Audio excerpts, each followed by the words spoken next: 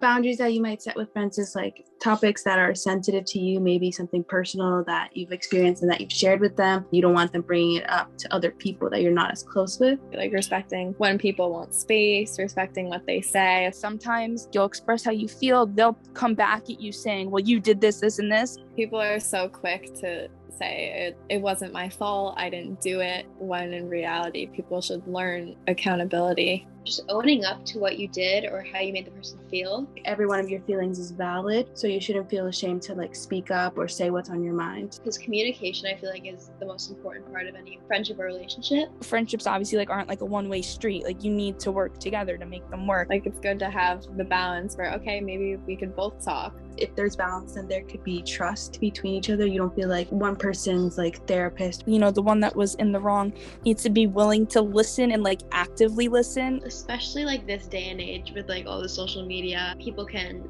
interpret the way that people text in a completely different way. That can like break trust and then break that whole relationship completely. A lot of people are worried about like how popular, how relevant they are. But I feel like a lot of times it's just like, oh, the fakeness of high school. It's not how people should be. Being yourself in a friendship is most important. You shouldn't pretend to be someone else. A lot of the times also it can be jealousy, and it never ends well with those kinds of friends who are just controlling and don't want you hanging out with other people. You don't want that to continue, and if it does, then that's not a friendship that you want to have. Even if you can't offer support because you're going through something yourself, like the least you can do is just say, okay, I hear you, and not judge somebody for what they're saying or minimize that because you're going through a hard time. Many people say that they do know about it, but they don't know as much as you can learn when you join the retreat. For example, like I joined my first session in 2019. I feel like I've learned so much, and I think it's just a service to the community too, to just learn about these like toxic relationships and what's the difference between a healthy and an unhealthy relationship. It's definitely a comfort knowing that